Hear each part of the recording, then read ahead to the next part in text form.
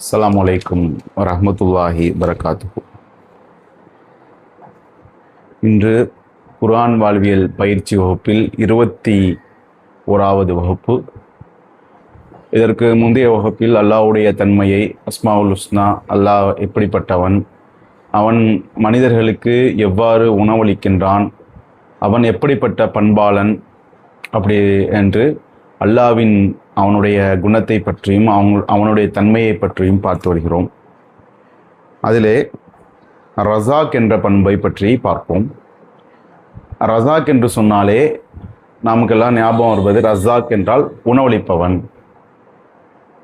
அந்த உணவளிப்பவன் மட்டுமா அப்படின்னு சொல்லி பார்த்தா இல்லை, மனிதர்களுடைய தேவைகளை நிவர்த்தி செய்பவன், மனிதர்களுக்கு அனைத்தையும் செய்து கொடுப்பவன். இப்போ மனிதர்களுக்கு என்ன தேவை? மனிதனுக்கு என்ன தேவைன்னு பார்த்தா, உயிரியல் தேவைப்படுது, உளவியல் தேவைப்படுது, இன்னும் இறையியல் தேவைப்படுது. உயிரியல்னா என்ன? மனிதனுக்கு உயிர் வாழ்வதற்கு தேவையான விஷயங்கள். மனுஷன் எதை வச்சு உயிர் வாழ்கிறான்? பிரதானமாக மனிதன் உயிர் வாழ்வதற்கு மிகவும் முக்கியமாக காரணமாக இருக்கக்கூடியது உணவு. உணவு என்றால் உணவு, தண்ணீர், அவனுக்கு தேவை, அவனுடைய உடம்பில் ஊட்டச்சத்து அளிக்கக்கூடிய பொருட்கள் என்று சொல்லலாம். இன்னும் அடுத்த பார்த்தா ஆக்சிஜன், மனிதன் சுவாசிப்பதற்கு காற்று தேவை. இதெல்லாம் அல்லாஹ் கொடுக்குறான். ரஸாக் என்று சொன்னால் இந்த விஷயமும் அதில் அடங்கும்.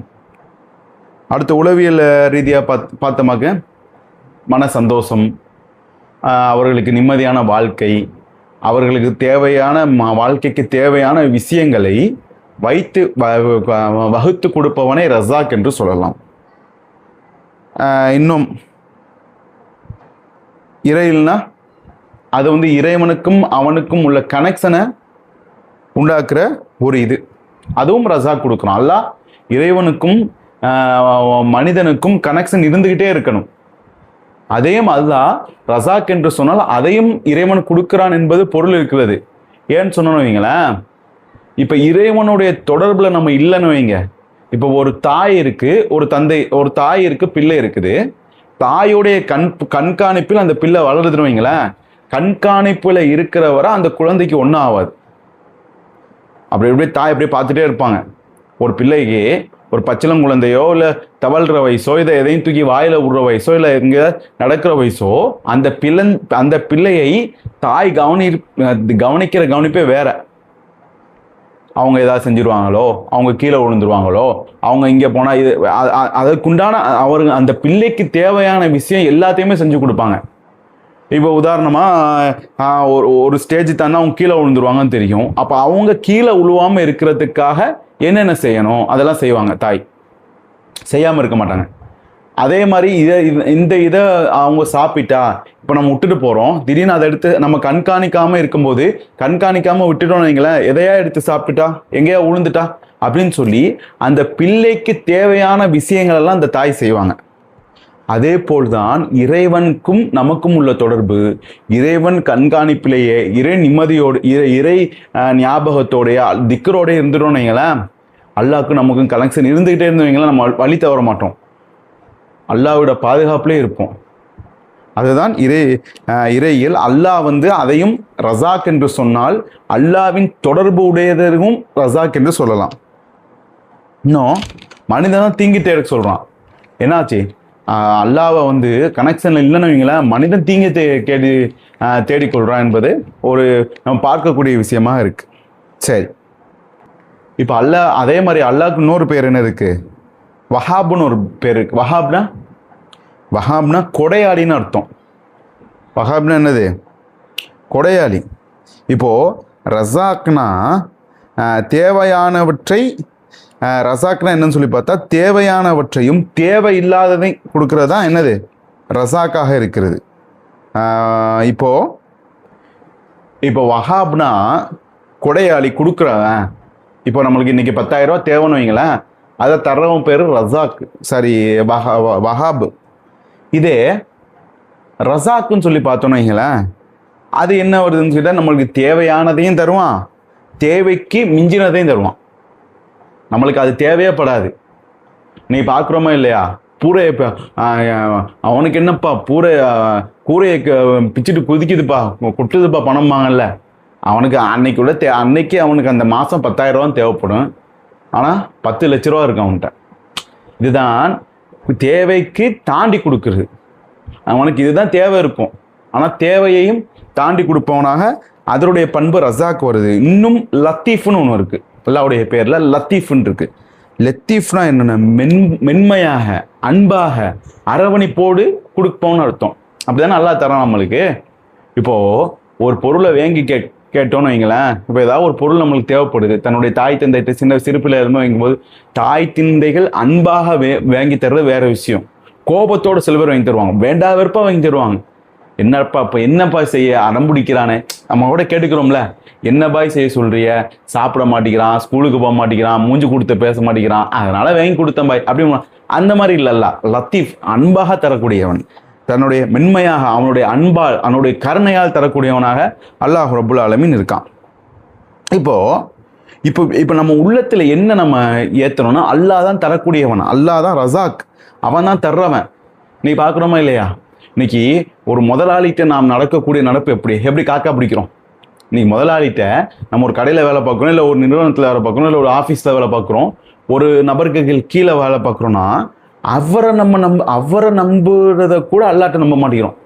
அவர் தானே காசு தருவார், நம்மளுடைய எண்ணங்கள் எப்படி இருக்கு, அவர் தானே காசு தருவார், அவர்கிட்ட தானே நம்மளுடைய பொருளாதாரம் வரும்னு சொல்லி எண்ணத்தை ஃபுல்லாக அவர் மேலே செலுத்துறோம். அவர் எப்படி நம்ம கவரலாம். ஆனால் உண்மையாக தரக்கூடியவன் அல்லாஹ் இருக்கான். அவனுக்கு நம்ம அவனுடைய திருப்தியை பெறணும்னு சொல்லி நம்ம ஒன்றும் செய்யக்கூடியவரோ இல்லையே. அல்லாஹ் தான் தரக்கூடியவா இருக்கும். ரிஸ்க் எப்படியும் வரும். முதலாளி தந்தா மட்டும் தான் வருமா அப்படின்னு இன்னைக்கு எத்தனை பேரை பார்க்குறோம். இல்லையே, அப்படி வரலையே. ரிஸ்கை அல்லாஹ் ரப்புல் ஆலமீன் எப்படியும் நம்மளிடத்தில் வந்து சேர்ப்பான் என்பது பார்க்கணும். இன்னும் இப்போ அடுத்து பாருங்களேன். இப்போது நம்மளுக்கு கீழே நம்மளும் இருக்கிறோம், இன்னொரு நபரும் இருக்கார். அவர் வந்து நம்ம ஒரு மாதம் ஒரு 1 லட்சம் சம்பாதிச்சோன்னு வைங்களேன், அவர் ஒரு 50,000 ரூபா சம்பாதிச்சுருந்துருப்பார். அவர் கொஞ்சம் ஏழ்மையாக அந்த மாதிரி வாழ்ந்துட்டு இருக்காருன்னு வைங்களேன். டக்குன்னு அவருக்கு அல்லாஹ் பரக்கத்தை கொடுத்துருவான், டக்குன்னு அல்லாஹ் அவருக்கு செல்வத்தை அதிகரித்து கொடுத்துருவான். இவரை பார்க்கணுமா, சும்மா விடுவோமா? நம்மளோட இருந்தவர் எப்படிப்பா அப்படி சம்பாதிக்கிறான், என்னப்பா ஆச்சு விடுவோமா? மனசு போட்டு குடையும்ல. அதுலேயும் பாவத்தை சம்பாதிப்போமா இல்லையா? விடுவோம்பா, எவனா அவன் என்ன செஞ்சான் தெரியுமா, எப்படி என்னமோ இவன் போய் அவர் ஹலாலா சம்பாதிக்கிறாரா ஹராமா சம்பாதிக்கிறார். ஆனால் வெளியே ஃபுல்லாக சொல்லிடுறது, பாய் அவர் எப்படி பாய் காசு வரும், அவர் ஏதாவது ஒரு உழைச்சி சம்பாதிச்சா இருந்தா கூட நம்ம சொல்லக்கூடிய விஷயம் என்ன, எப்படி பாய் எல்லாம் வாக்கியமா நேற்று 50,000 சம்பாதிச்சவன் இன்னைக்கு எப்படி போய் 5 லட்ச ரூபா சம்பாதிப்பான், அவனை போய் புறாங்கட்டி அவதூறையும் வீசுவோம்ல பொறாமையின் காரணமாக. பொறாமை எழுமா இல்லாதா? நம்மளோட இருந்த ஒரு ஆள் டக்குன்னு டாப்ல போயிட்டா என்ன சொல்லுவோம், பாய் நாங்கள் போய்ப்பான் பாய், இந்த லாட்ரி விழுந்துக்கும் பாய், அதாவது அந்த கள்ளத்தனம் பண்ணிப்பான் பாய் அப்படின்னு சொல்லி தன்னுடைய உள்ளத்துல பொறாமை ஏற்படுத்துறோம். இல்லை, அதை ஏற்படுத்தக்கூடாதுன்னு அல்லாஹ் ரப்புல் ஆலமீன் சொல்றான். இப்போ ஆதம் அலைஹிஸ்ஸலாம் இவனுக்கு கூட ஷைத்தான் கூட எப்படி பிரச்சனை வந்துச்சு, எப்படி ஷைத்தான் எப்படி தானா, பொறாமை தானே. என்ன பொறாமை? அவன் மண்ணில் அல்லாஹ் வந்து அவனை மண்ணில் படைச்சிருக்கான், என்னை நெருப்பில் படைச்சிக்கிறான், நான் எப்படி அவனுக்கு சஜிதா செய்யும், பொறாமை தானே. அல்லாஹ் சொல்றான், இவன் போய் அவங்களுக்கு சஜிதா செய்ய, ஆதம் நபிக்கு சஜிதா செய்யன்னு சைத்தானை சொல்றான். ஆனால் சைத்தானை செய்கிறான், நான் ஏன் அவர்கிட்ட போய் சஜிதா செய்யணும், நான் அவரை விட உயர்ந்தவர்ல அப்படின்னு சொல்லி பொறாமையில தானே இவன் சைத்தான் வந்து அழிஞ்சு போனான். அந்த மாதிரி தான் நாமளும் இன்னைக்கு என்ன செய்கிறோம், இந்த மாதிரி ஒரு விஷயத்த செஞ்சு பொறாமை தாண்டி அல்லாஹ் மேல கோவப்படுறோமா. நம்ம என்ன செஞ்சுட்டு இருக்கோம், அல்லாஹ் மேல கோவப்படுறோம். என்னப்பா அல்லாஹ் அவனுக்கு கொடுக்குறான், அப்ப நீ அவன் மேல கோவப்படல, அவன் மேல பொறாமப்படல, அல்லாஹ் மேல கோவப்படுறான்னு சொல்லி அல்லாஹ் ரப்புல் ஆலமீன் அந்த ஹலக்ல சொல்றான்ல, ஒமின் ஷர்ரி ஹாசிதின் இதா ஹசத், பொறாமைக்காரன் பொறாமை கொள்ளும் போது உண்டாகும் தீங்கையை விட்டும் காவல் தேடுகிறேன். எப்படி ஒரு துவா பாருங்க. பொறாமைக்காரன் பொறாமை கொள்றான்ல, அதை விட்டு பாதுகாப்பு தேடுறன்னு சொல்லி குர்ஆன் வசனம் வருது. சரியா? அப்போ இந்த யூனுஸ் அலைஹிஸ்ஸலாம் என்ன ஆச்சு, அல்லாஹ் யூனுஸ் அலைஹிஸ்ஸலாத்தை பற்றி சொல்கிறான். 48வது அத்தியாயத்தில் சொல்கிறான், மீனுடைய இருப்பை நீ ஆகி விடாதீன்னு சொல்லி நபி ஸல்லல்லாஹு அலைஹி வஸல்லத்தை பற்றி சொல்கிறான். கோவப்பட்டாங்கல்ல யூனுஸ் நபி, ஒரு சமுதாயத்தை அழின்னு சொல்கிறாங்க அல்லாட்ட. அல்லாஹ் அந்த சமுதாயத்தை அழிக்கலை, உடனே அல்லாஹ் மேலே கோவப்படுறாங்க. நான் சொல்கிறேன் அல்லாஹ் செய்யலே, உடனே அல்லாஹ் அவங்கள தண்டிச்சானா இல்லையா? பாவ மன்னிப்பு கேட்டு திருந்துட்டு இது பண்ணிட்டாங்க, அல்லாஹ் மன்னிச்சிட்டான். இருந்தாலும் கூட அல்லாஹ் சொல்கிறான் 48வது அத்தியாயத்தை சொல்கிறான், மீனுடையப்போ நீ ஆகிவிடாதுன்னு சொல்லி நபி ஸல்லல்லாஹு அலைஹி வஸல்லம் எச்சரிக்கை செய்தான். அப்போ இந்த அடுத்தவர்களை பார்த்து அல்லாஹ் அடுத்தவர்களை கொடுத்து பார்த்து பொறாமப்பட்டா அல்லாஹ் ரஸாக் அவனுக்கு மட்டும் கொடுக்குறான், எனக்கு தரமாட்டேங்கிறான் அப்படின்னு சொல்லி கோபப்படத்திற்கு அவன் அல்லாஹ் மேல கோபப்படுறோன்னு சொல்லி அவ்வளோ பெரிய தீய பண்புன்னு சொல்லி நபி ஸல்லல்லாஹு அலைஹி வஸல்லம் சொல்றாங்க. இன்னும் 43வது அத்தியாயம் 32வது வசனத்துல பாருங்களேன், அல்லாஹ் சொல்றான், உமது இறைவனின் ரஹ்மத்தை இவர்களா பங்கிடுகிறார்கள்? அல்லாஹ் கேட்குறான். இவர்களுடைய உலக தேவைகளை இவர்களிடையே நாமே பங்கிட்டிருக்கிறோம். இவர்களின் சிலரை ஊழியத்திற்கு வைத்து கொள்ளும் பொருட்டு இவர்களின் சிலரை விட தரங்களில் நாம் உயர்த்தி இருக்கிறோம். அல்லாஹ் சொல்றான், நான் உயர்த்தி இருக்கிறேன். உம்முடைய இறைவனின் ரஹ்மத் அவர்கள் சேகரித்து வைத்து கொண்டிருப்பதை விட மேலானதாகும் அல்லாஹ் சொல்றான். ஒரு வசனம், இந்த ஒரு வசனத்தில் அல்லாஹ் போட்டு உடைக்கிறான். அல்லாஹ் ஃபர்ஸ்ட் என்ன கேட்குறான், உமது இறைவனின் ரஹ்மத்தை இவர்களா பங்கிடுகிறார்கள்? சொல்லுங்க, நீங்களா பங்கிடுகிறீங்க? யார் யார் கொடுக்கணும்னு சொல்லி நீங்க கொடுக்குறீங்களா? அல்லாஹ் கேட்கிறான். நீங்களா முடிவு எடுத்துக்கிறீங்களா? இல்லை, இவருடைய உலக தேவையை இவர்களுக்கு நாமே பங்கிட்டு தருகிறோம். நான் தான்ப்பா கொடுக்குறேன், நீ அவன்கிட்ட போய் பொறாம கொள்றா? கொடுக்கக்கூடியவன்னா அப்ப நீ ஏன் மேல கோவப்படுறியா? அவன் என்னுடைய அடியானே, நான் படைச்ச உலகம், நான் படைச்ச மனிதன், நான் கொடுக்கதான்ப்பா செய்வேன். அதை கேட்கறதுக்கு நீ யாரு? நல்லா கேட்கலாம், அட்டிக்க மாதிரி கேட்கிறான். அதை கேட்பதற்கு உனக்கு எந்த தகுதியும் இல்லைங்கிறான்ல. அடுத்து சொல்றான்ல, இவர்களின் சிலரை ஊழியத்திற்கு வைத்து கொள்ளும் பொருட்டு. அல்லாஹ் மிகப்பெரிய வசனம் இது, உலகத்தையே புரட்டி போடக்கூடிய வசனம் பாருங்க. இவர்களின் சிலரை விட தரங்களில் நாம் உயர்த்திருக்கிறோம். இந்த வசனத்தை பாருங்களேன். இந்த உலகத்துள்ள பெரிய பிரச்சனை என்ன? அல்லாஹ் அவனை நல்லா வச்சுக்கிறான், என்ன இப்படி ஆக்கிட்டான், ஏன் அல்லாஹ் ஏழைகளை படிச்சான், ஏன் இப்படி கஷ்டப்படுத்துறான் அப்படின்னு சொல்லி அல்லாஹ் மேல கோவப்படுறோம்ல. அல்லாஹ் சொல்றான், இப்போ நீங்க எல்லாத்தையும் விடுங்களேன்.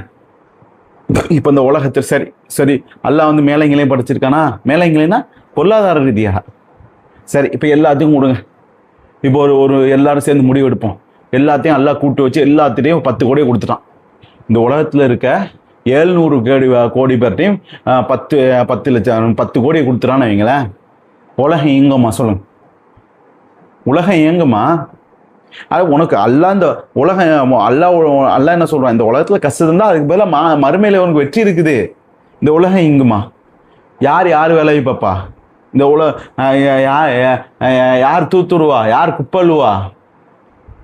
யார் வேலை செய்வா? கடையில் வந்து யார் வேலை செய்வா? எல்லாம் நான் ஏன்ப்பா கூப்பிடுங்களேன். உன்கிட்ட 10 கோடி ரூபா இருக்கு, இன்னொரு ஆள்கிட்ட 10 கோடி ரூபா இருக்கு, போய் அவன் வேலைக்கு கூப்பிடுங்களா பார்ப்போம். அட்டிச்சு அனுப்பிவிடுவான். டே நான் ஏன்டா ஒன்ட்ட வரேன்னு? அட ஒன்ட்டையும் 10 கோடி இருக்கு, என்கிட்ட உன் வேலையை நீ போய் பாரு, உன் கக்கூசை நீ கழுவு, போ பிளேவுடு ஏற்றி விடு. ட்ரெஸ்ஸை காமிக்கணுமா? நீ கடையை நீ தொடடா கடையை. அட நீங்க தொடங்கப்பா கடையை, உன் கடை தானே, நீ தொட, என்னையும் கூப்பிட்றா. நானும் ஒரு முதலாளி தான்ப்பா. உலகம் ஒரு காலமும் இயங்காது. அல்லாஹ் ரப்புல் ஆலமீனுடைய படைப்பு மிக அருமையானது, அவனுடைய கணக்கு மிக அருமையான கணக்கு. இன்னைக்கு எத்தனையோ பேரை பார்க்கிறோம், அல்லாஹ் அப்படிதான் படைச்சிருக்கான். நல்ல மூளை இருக்கும், நல்ல அறிவு இருக்கும். 100 கிலோ மூட்டையை தூக்க மாட்டான், தூக்க முடியாது அவனாட. ஆனா அந்த கணக்கை போடுமா, கணக்கை போடுமா, சரன்னு அடிப்பான். அல்லாஹ் அப்படி படைச்சிருக்கான். 100 கிலோ மூட்டையை தூக்குவான். ஒன்று எத்தனைடாம 10மா. எப்படி மூட்டை தூக்குறவன்ட்ட போய் ஒன்று எத்தனைடா 10 பாய் 200 மூட்டை தூக்க சொல்லு, ஒரு நாளைக்கு 500 ரூபா தா, வேற எதே என்று சொல்லாதாமா. அல்லாஹ் அப்படி படைச்சிருக்கான். அவர்களை படைத்ததற்கு காரணம் உலகம் சரியாக இயங்க வேண்டும் என்பதற்காக. அப்ப அல்லாஹ் அதை தான் சொல்றான், நான் தான் உயர்த்தி இருக்கிறேன். அட உன்கிட்ட ஊழியனா வேலை பார்க்கணும் பாவன், அவன் எல்லாத்தையும் மாட்டான். அவன் மண்டையில் உள்ள செட்டிங்கு அல்லாஹ் பாருங்க எப்படி மாற்றுறான்னு. மண்டையில் உள்ள செட்டிங்கை மாற்றுவான், அதை அவனுடைய தோற்றத்தை மாற்றுவான். மாற்றினா தானே அவங்க செய்ய முடியும். இப்போ ஒரு ஆளுக்கு எனக்கு மூட்டை தூக்குற சக்தி மட்டும் தான் இருக்குன்னு சொன்னாதான் அவன் மூட்டை தூக்க முடியும். இல்லை என்னால் மூட்டையும் தூக்க முடியும், நான் வந்து கணக்கும் போடுவேன் அப்படின்னா அவன் மூட்டை தூக்குவானா? தூக்க மாட்டான், கணக்கு மட்டும் தானே போடுவான். எது இலகுவோ அதை தானே பார்ப்பான். அப்போ அல்லாஹ் தான் இந்த உலகம் நார்மலாக இயங்குவதற்காக இந்த மாதிரி படைப்பை வந்து படைச்சிருக்குன்னு அல்லாஹ் ரப்புல் ஆலமீன் சொல்கிறான். அப்போ இதுலேருந்து நம்ம என்ன விளங்குறோம்? அல்லாஹ் நாடியவர்களுக்கு கொடுக்க தான் செய்வான், நாடியவர்களுக்கு கொடுக்காம இருப்பான். அதை பார்த்து நீ பொறாம கொடுக்கக்கூடாது. நான் ரஸாக்கு கொடுக்கக்கூடியம்னா நீ என்ன செய்யணும்? ஒரு வேலையை சரியா செஞ்சுட்டு அல்லாஹ் மேலே தவக்கல்ட்டு வை, அல்லாஹ் கண்டிப்பாக தருவாங்கிற நம்பிக்கையோட செய், அல்லாஹ் தருவாங்கிறான். இன்னும் என்ன துவா எனக்கு வேணும், சரி அவன் அப்படி இருக்கான், நான் எப்படி இருக்கணும், அல்லாஹ் துவா செய், அல்லாஹ்ட்ட துவா செய்வோம், அல்லாஹ் தராமல் போயிடுவானா? அல்லாஹ் தரக்கூடியவன் தானே. இன்னும் அல்லாஹ் ரப்புல் ஆலமீன் 16வது அத்தியாயம் 53வது வசனத்தில் சொல்கிறான், மேலும் எந்த நியமத் பாக்கியம் உங்களிடம் இருந்தாலும் அது அல்லாஹ்விடமிருந்து உள்ளதே ஆகும்.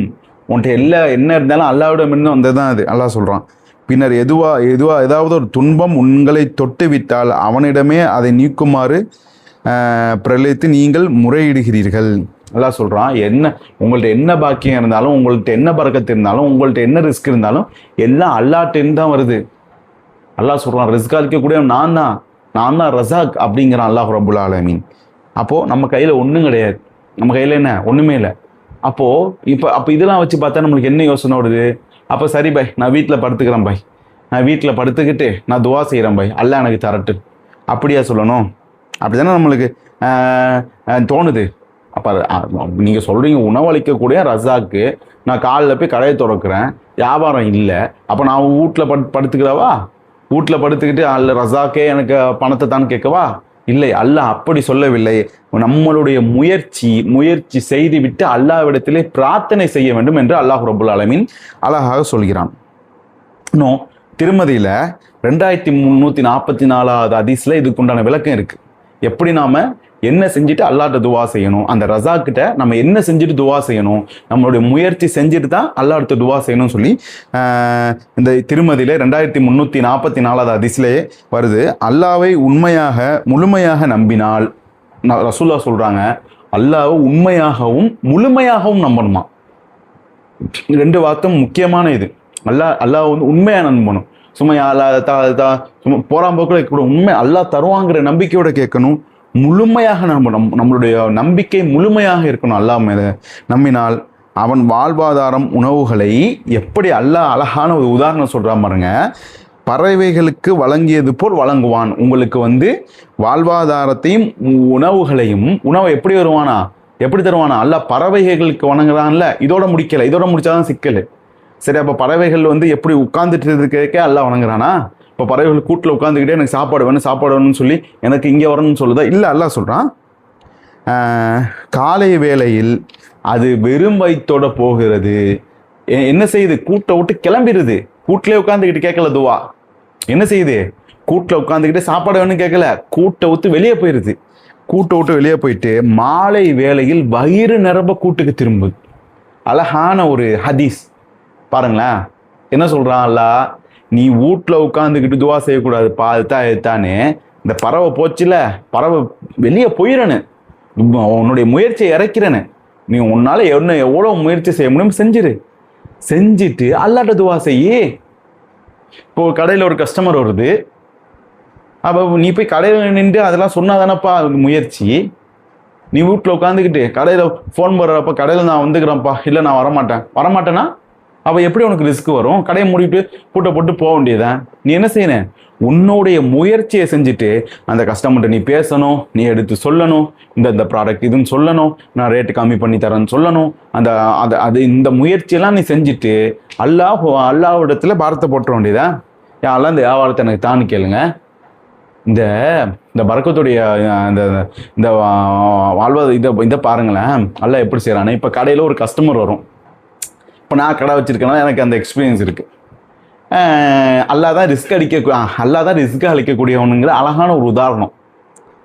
அப்போ ஒரு கஸ்டமர் ஒன்று வருது, எப்படி வருவாங்க? அப்படியே ஃப்ரப்பா அப்படி வருவாங்க. என்னப்பா ரேட்டு இது? 100 ரூபாயா? அங்கே 50 ரூபாய்க்கு தரான், அங்கே 20 ரூபாய்க்கு தரான், அங்கே 30 ரூபாய்க்கு தராங்கிறது.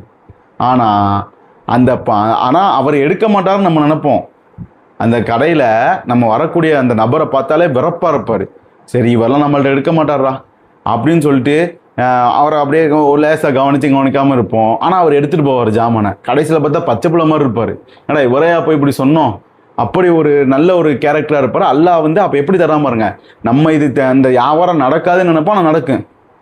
இன்னொரு கஸ்டமர் வரும், நல்ல மென்மையாக இருப்பாங்க. இதை ரேட்டு ஒரு அப்படின்னு போட்டு ஒரு 10,000 ரூபாய் பில்லை போட்டோன்னே சரி. அப்போ நம்மளுடைய மனசில் என்ன நினைப்போம், ஆஹா இவர் எடுத்துருவார் ஜாமா, இவர் முடிஞ்சு நம்ம அவ்வளோதான் அப்படின்னு நினைப்பான். நான் எடுக்க மாட்டேன், இந்த டீ குடிச்சிட்டு வரம்பாயின்னு போவார். போய் இப்போ ஃபோன் பண்ணி கேட்டேன், இல்லை பாய் பக்கத்தில் ஒரு கடை இருந்துச்சு, நல்லா உங்களை விட கொஞ்சம் மாடல் நல்லா இருந்துச்சு, அங்கேயே எடுத்துட்டோம். அப்போ இதிலிருந்து நம்ம விளங்கக்கூடியது என்ன, நம்ம எல்லாருமே அனுபவிச்சுப்போம். விளங்கக்கூடிய என்ன, ரிஸ்க் தரக்கூடிய அல்லாஹ் தான். இப்போ நீ சொல்லிட்டியா, அல்லா மேலே பாரத்தை போடு, அல்லாட்ட நீ முயற்சி செஞ்சுட்டு அல்லா மேலே பாரத்தை போடுங்குது அல்லாஹ் ரப்புல் ஆலமீன் சொல்கிறான். இன்னும் அல்லாஹ் ரப்புல் ஆலமீன் 56வது அத்தியாயம் 63வது வசனத்தில் சொல்கிறான், இந்த பூமியில் விதைப்பதை நீ கவனித்தீரா. இப்போ நான் சொன்னேன்ல, ஒரு கஸ்டமரை நீ பேசிட்டா அல்ல, அந்த பூமியில் விதைச்சதை பற்றி சொல்கிறான். இந்த பூமியில் விதைப்பதை நீ கவனித்தீரா, அதை நீங்கள் முளைக்க செய்கின்றீர்களா அல்லது நாம் முளைக்க செய்ய சொல்லு. நீ போய் பூமியில் போடுறீலப்பா, விதையை போடுறது மட்டும்தான் உன் வேலை. விதையை போட்டியா, அல்லாஹ்ட்ட துவா செஞ்சுட்டு போயிட்டே இரு, அதுதான் உன்னுடைய வேலை. அதுதான் நீ பூமியில விதையை போட்டுட்டு தான் அல்லாஹ்ட்ட துவா செய்யணும். பூமியில விதையை போடாமே, யா அல்லாஹ் இதுல வந்து எனக்கு நெற்கண் இது நல்லா எனக்கு விளைய வையே, எனக்கு இந்த காய்கறி தான் அந்த காய்கறி தான்னு சொல்லி நீ விதையை போட்டுட்டு தான்ப்பா கேட்கணும். அல்லாஹ் உன்னை விதையை போட்டுட்டு நீ உள்ள உட்காந்து எல்லாத்தையும் செட் பண்ணுன்னு சொல்லலை. அல்லாஹ் அழகா சொல்றான், நீ போட்டுட்டியா, அதை நீ முளைக்க செய்யறியா நான் முளைக்க செய்யறேனா, நீ போட்டுட்டு போயிட்டேரி. அல்லாஹ் கேட்குறான், நீ நான் முடிவு பண்றா, நீ போட்டோன்னே நீ வந்துடு நீ நினைக்கிறியா? இல்லையே. சில பேர் அவ்வளோ ஒரு டெக்னிக்கலாக அதை போட்டு இதை போட்டு விதையை போடுறாங்க, ஒன்றும் வராது. சும்மா லேசாக தூவி விட்டுட்டு போவான், அவ்வளோ பிரம்மாண்டமாக அவ்வளோ பறக்கத்தான் வந்து நிற்கும். அல்லாஹ் அதை தான் சொல்கிறான், நீ முளைக்க செய்கிற. அல்லாஹ் சவாலாக கேட்குறான், நீனா முளைக்க செய்கிறா, எல்லாம் நான் செஞ்சுக்கிட்டு இருக்கேன்ப்பா, நீ பாட்டு விதையை போட்டியா போய்கிட்டேரி, அல்லாஹ் மேலே நம்பிக்கை வச்சு போயிட்டேரி, அல்லாஹ் தருவன்னு சொல்லி சொல்கிறான். இன்னும் 8வது அத்தியாயம் 17வது வசனத்தில் அல்லாஹ் ரப்புல் ஆலமீன் சொல்கிறான், பத்ர் போரில் நடந்த விஷயத்தை பற்றி அல்லாஹ் சொல்கிறான். பத்ர் போரில் எதிரிகளை வெட்டியவர்கள் நீங்கள் இல்லை, அம்பு எழிஞ்சதுதான் நீங்க, அல்லாஹ் தான் அவர்களை வெட்டினான். பகைவர் மீது மண்ணை நீர் எறிந்த போது அதனை நீர் எறியவில்லை, அல்லாஹ் தான் எறிந்தான். அல்லாஹ் அழகா சொல்றான் பாருங்க, இது யார் எரிஞ்சாங்கிறான் அல்லாஹ், நீ வந்து எரியல, அந்த அந்த வேலை வந்து நீ எரிஞ்ச நீ இல்லை, நாங்க. அல்லாஹ் அப்ப இந்த எரியிற விஷயத்தை அல்லாஹ் சொல்லும் போது என்ன சொல்றான், நீ எரிஞ்சது மட்டும்தான் நீங்க, ஆனா அதுக்கு பவர் கொடுத்ததுன்னா சில விஷயத்துல நம்ம ஃபோக்கஸ் பண்றோம், சில விஷயத்துக்கு நம்ம முயற்சி செய்யறோம், அந்த முயற்சி வெற்றியாகவும் அமையும் தோல்வியாகவும் அமையும். பார்க்குறோமா இல்லையா? இவ்வளோ டெக்னிக்காக யோசிப்பார், டெக்னிக்காக யோசிச்சு அதை செஞ்சு இதை செஞ்சு பெஸ்ட்டு தான்ப்பா. நம்ம போய் அந்த கடையில் உட்காந்தா நம்ம இறங்கினா அந்த வியாபாரம் பிடிக்காம இருக்குமா? நீ பெருமையை பீத்துறத பார்க்குறோம், இதுதான் பெருமைங்கிறது. நான் மட்டும் இல்லைன்னு வைங்க அந்த இடத்துல, இதெல்லாம் அவ்வளோ ஒரு வன்மையான சொல். நான் மட்டும் அந்த கஸ்டமர் அட்டன் பண்ணலன்னு வைங்க, நான் மட்டும் அங்கே நாளைக்கு போய் கடையை திறக்கலான்னு வைங்க, அப்படின்னு சொல்லி அப்படி இருக்குமே. அப்போ ஏன் இது ஏன் ஒர்க் அவுட் ஆகல? உன்னை விட அதிகமாக படித்தவர்கள், உன்னை விட அதிகமாக அனுபவம் உள்ளவர்கள், உன்னை விட அதிகமாக ஆற்றல் உள்ளவர்கள், உன்னை விட அதிகமாக பொருளாதாரம் உள்ளவங்க போட்டு செய்கிறாங்களே அந்த கடை எலும்புல, ஏன் அந்த கடையில் பறக்கத்தில்லை? ஏன் உன்னை சார்ந்து எதுவும் இல்லைப்பா. அல்லாஹ் என்ன சொல்கிறானோ அதான். என்ன இப்போ இதன் மூலம் என்ன நம்மளுக்கு தெரியுது? ரிஸ்க் அளிக்கக்கூடிய அல்லாஹ், ரஸாக் அல்லாஹ். அல்லாஹ் தந்தாதான், அல்லாஹ் நாடினால் அல்லாஹ் தந்துருவான். இன்னும் அல்லாஹ் ரப்புல் ஆலமீன் 3வது அத்தியாயம் 159வது வசனத்தில் சொல்கிறான், ரசூலுல்லாஹ் அல்லாஹ் சொல்கிறான், அல்லாஹ்வின் ரஹ்மத்தால தான் நீங்கள் வந்து அவங்கள்ட்ட வந்து மென்மையாக பேசுகிறீங்க, கடினமான சித்தாந்தம் உடையவராக இருந்ததுனா அவங்களாம் உங்களோட்டு ஓடிப்பாங்கன்னு சொல்லிட்டு அல்லாஹ் சொல்கிறான். அவர்களை பற்றி நீர் முடிவு செய்து விட்டால் அல்லாஹ்வின் மீதே பொறுப்பை கொடுத்துருங்க அல்லாட்ட. நிச்சயமாக அல்லாஹ் தான் பொறுப்பேற்றோரை நேசிக்கிறான். அப்போ பொறுப்பெல்லாம் அல்லாட்டேருந்து தான் வருது. என்ன சொல்கிறோம்? அல்லாஹ் தான் எல்லாம் தர்றான். ரிஸ்க் அடிக்கக்கூடியவன் யார்? அல்லாஹ் தான் தர்றான்னு சொல்கிறான். இப்போது பார்க்குறோமா இல்லையா? நிறைய நிறைய சகோதரர்கள் என்ன செய்கிறாங்கன்னு சொன்னால் தன்னுடைய குடும்பத்தெல்லாம் விட்டுட்டு அல்லாஹ்வுடைய பாதையில் போகிறாங்க. எப்படி விட்டுட்டு போகிறாங்க? இது பேசக்கூடிய ஒரு செயலாக இருக்குது. சில ஜமாத்தில் என்ன ஜமாத்தை பற்றி பேசக்கூடாதுன்னு ஒரு இதுதான், இருந்தாலும் கூட சொல்ல வேண்டிய ஒரு கட்டாயம் இருக்கிறது. இப்போ ஒரு அல்லாஹ்வின் பாதைக்காக அல்லாஹ் மக்களை அல்லாஹ்வின் பக்கம் அழைக்க வேண்டும் என்று சொல்லி தன்னுடைய குடும்பத்தை விட்டுட்டு, தன்னுடைய பிள்ளையை விட்டுட்டு, தன்னுடைய வியாபாரங்களை விட்டுட்டு எல்லாத்தையும் அல்லாஹ் பார்த்துக்குறோம்னு சொல்லி கடையை ஏன்பா மூடிட்டு போறா? கடையை முடிச்சிடும் ஒரு ஆளை உட்கார வச்சுட்டு போ. கடையை மூடிட்டு போனால் எப்படி அல்லாஹ் பார்ப்பான்? அப்போ அல்லாஹ் அப்போ இந்த பறவைகள் வசனத்தில் அல்லாஹ் இந்த ஹதீஸ் முரண்படுத. ஏன் முரண்படுது? பல்ல அப்படி சொல்லலை. நீங்கள் முயற்சி செய்யுங்கப்பா. நீங்கள் சிறு முயற்சி செய்தாலும் கூட அல்லாட்ட தவக்கல் வேணா முயற்சி செஞ்சிருங்க. உட்காந்துக்கிட்டே எதுவும் கேட்காதே. வீட்டில் உட்காந்துக்கிட்டே எனக்கு பரக்கத்தை கொட்டு வைனா அல்லாட்ட. நம்மளுடைய முயற்சிகள் சில முயற்சியை செஞ்சுட்டு தான் அல்லாட்ட கேட்கணும். அல்லாஹ்வுடைய பாதையில் போறீங்களா? அல்ஹம்துலில்லாஹ். அடுத்தவங்களை தொழுகைக்கு அழைக்க போறீங்களா? அல்ஹம்துலில்லாஹ். எல்லாமே மிகப்பெரிய செயல். ஆனால் உங்கள் குடும்பங்களையும் உங்கள் வியாபாரங்களையும் கரெக்டான முறையில் செட் பண்ணி விட்டுட்டு போங்க. குடும்பத்தை உங்களுடைய மனைவிக்கு தேவையான பொருளை வாங்கி கொடுத்துட்டு போங்க. பிள்ளைக்கு என்ன அறிவுரை சொல்லணுமோ சொல்லிட்டு போங்க. ஒண்ணுமே செய்யாம அல்லாஹ் பார்த்துக்கிறோம். அல்லாஹ் தான் பார்க்கக்கூடியவன். அல்லாஹ் மட்டும்தான், வேற யாரும் பார்க்க மாட்டாங்க. என்ன செய்யணும்? நீங்க உங்களுடைய முயற்சியை நீங்க செய்து விட்டு அல்லாஹ்விடத்துல தவக்கல்ட்டு வைக்கணும். அதுதான் சிறந்த முறையும் கூட. இன்னைக்கு நிறைய விஷயங்களுக்கு தீர்வாக தானே இது இவ்வளோ இந்த இதில் ஹதீஸ் தான் அமைஞ்சிருக்குது. எவ்வளோ விஷயத்துல நம்ம தப்பாக செய்கிறோம்ல, அல்லாஹ் மீது நம்பிக்கை வைக்கிறோன்னு சொல்லி. இப்போ ஒரு போராட்ட காலம் இப்போ நடத்துகிறோன்னு வைங்களேன். இப்போ ஏதாவது ஒரு நம்மளுடைய மார்க்கத்தை பற்றியோ இதை பற்றியோ ஒரு கட்டாயமாக ஒரு போராட்டம் நடத்தக்கூடிய சூழ்நிலை இருக்குது. போய் கூப்பிட்டோன்னு வைங்களேன், அல்லாஹ் பார்த்துக்குறோம் பை, நாங்கள் ஏன் போய் வரணும்? அல்லாட்ட துவா செய்வோம். வீட்டில் உட்காந்துக்கிட்டே அல்லாட்ட துவா செய்வோம்னா அல்லாஹ் சொல்கிறான். அப்படி சொல்லலையே. நீ போராட்டத்துக்கு போருக்கு. அப்போ ஏன் ரசூலுல்லாஹ் போருக்கு போனாங்க? வீட்டில் உட்காந்துக்கிட்டு அல்லாஹ் அவங்கள அழிச்சிரு, அல்லாஹ் அழிக்க மாட்டானா? போகணும், இறங்கணும், களத்தில் இறங்கி நீ எல்லாத்தையும் செஞ்சுட்டு கடைசியாக அல்லாஹ் இடத்துல தவக்கல்ட்டு வச்சுக்கணும். இது ஒரு மன நிம்மதியும் கூட. மன உளவியல் ரீதியாக இதை நீங்கள் சிந்திச்சு பார்த்தாலும் இந்த அல்லாஹ் தான் ரிஸ்கை தரக்கூடியவன் என்று உள்ளத்தில் நினச்சிட்டுன்னு வைங்களேன். ஒரு நாளைக்கு 10,000 வியாபாரம் நடக்குது, அல்ஹம்துலில்லாஹ். ஒரு நாளைக்கு 100 ரூபாய்க்கு யாரும் அல்ஹம்துலில்லாஹ். அல்லாஹ் எனக்கு நாடியது இன்னைக்கு இதுதான். ஆனால் அல்லாஹ் என்னை கைவிட மாட்டான், நாளைக்கு சேர்த்து தருவான். நம்பிக்கை பாருங்களேன். நான் முயற்சி செய்கிறேன், முயற்சி செஞ்சுட்டு எப்படி துவா செய்யணும்? இன்னைக்கு மன தத்துவத்தை உடைக்கின்ற இஸ்லாமாக இது இருக்குதா இல்லையா? இதை நினைக்காம நம்மளுடைய முயற்சியில தான் எல்லாம் நடக்குதுன்னு நினைச்சோன்னு வைங்களேன், மன உளைச்சலுக்கு ஆளாகும். என் முயற்சியில தான் எல்லாம் நடக்குதுன்னு இப்போ கடையை திறக்கிறேன், ஒண்ணுமே இல்லை வியாபாரம். அப்போ நம்மளுடைய உள்ளம் எவ்வளோ ஒரு கடின போக்காக இருக்கும். இதே நீ போய் காலைல கடையை திறமோ, நம்ம கடையை திறந்து பிஸ்மில்லான்னு சொல்லி வியாபாரத்தை ஆரம்பிப்போம், அல்லாட்ட துவா செய்வோம். அன்னைக்குள்ள ரிஸ்க் கம்மியாக இருந்தாலும் மனநிறைவாக இருக்கும். அல்லாஹ் என்ன சொல்கிறான்? நான் முயற்சி செய்ய அல்லாஹ் தரங்கிறான். இதானே உண்மையான விஷயம் தானே. அப்போ இது உளவியல் ரீதியான பார்த்தாலும் இது மிகப்பெரிய ஒரு ஆழ்ந்த ஒரு மனசுக்கு பெரிய ஒரு மகிழ்ச்சியை தரக்கூடிய விஷயமாக இருக்குது. அல்லாஹ் மீது பொறுப்பு கொடுப்பது. அல்லாஹ் தான் நமக்கு எல்லாத்தையும் தரும், எல்லாத்தையும் உடைக்குதுங்க. பெருமையை எடுத்துக்கிறீங்க, ஏதாவது பெருமைப்படக்கூடிய சூழ்நிலை வருமா? அல்லாஹ் தான் எல்லாம் தரானவங்களா, எதுக்கு நம்ம பெருமை? நான் செல்வம் தானே இருக்கேன்னா அல்லாஹ் தந்திருக்கான், ஏன் பெருமை? இன்னைக்கு கஞ்சலாக இருப்பானோ அல்லாஹ் அவ்வளோ பரக்கத்தை கொடுத்துருப்பான், அல்லாஹ் வெளிக்காட்டணுங்கிறான். ஆனால் அவன் ஏதோ இருக்கு பாய், ஏதோ அது இருக்கு பாய். ஏன்னா கொஞ்சம் போய் காசு கேட்டுருவான்ல, சந்தா கேட்டுருவான்ல, அதுக்காக என்ன சொல்கிறாங்க? இல்லை பாய் ஒன்றும் மீடியமாக இருக்கு பாய். எப்படி பாய் இருக்கு வியாபாரம்? 3 லட்ச ரூபா பெட்டியே கட்டிப்பான். என்னப்பா வியாபாரம்னா? இல்லை பாய் ஒன்னா சொல்லிக்கலாரோ ஒன்றும் இல்லை பாய் அப்படிமா. இதெல்லாம் ஏன் இவங்க சொல்கிறாங்கன்னா அந்த அல்லாஹ்வுடைய அந்த அல்லாஹ்வுடைய புரிதல் இல்லாததுக்காண்டி. அல்லாஹ் தான் தந்தான்னு சொன்னால் அப்படி சொல்ல மாட்டான். அல்ஹம்துலில்லாஹ், அல்லாஹ் பரக்கத்தா செஞ்சுருக்கான் பாய், நல்லா இருக்கான் பாய், அல்ஹம்துலில்லாஹ், மன நிறைவாக இருக்கான் பாய் அப்படின்னு சொல்லுவான். அப்போ இதெல்லாம் எதுக்கு நம்ம சொல்கிறோன்னா, இது ஒரு மன ரீதியான ஒரு பிரச்சனை. கடையில் வியாபாரம் இல்லையா, முயற்சி செய்கிறோம், வியாபாரம் இல்லையா, அல்லாஹ்வுடைய நாட்டம், அல்லாஹ் தருவான். ஆனால் முயற்சியை விடாமல் துவா செஞ்சுக்கிட்டே அல்லாஹ் இடத்துல கேட்டுக்கிட்டே இருந்தோன்னு வைங்களேன், அல்லாஹ் கண்டிப்பாக தரக்கூடியவனாக இருக்கான். அல்லாஹ் வாக்குறுதி தரான், தருவான்னு சொல்லி அல்லாஹ் ரப்பல் ஆலமீன் சொல்கிறான். சரி, அதுவும் தரலையா, நீ நஷ்டம் இல்லையே, அல்லாஹ் மறுமையில தர்றாங்கிறான். இந்த உலகத்துல அது ஒரு சோதனையா உங்களை ஆக்கிட்டோன்னு வைங்களேன், அதுவும் உங்களுக்கு நன்மை தான்.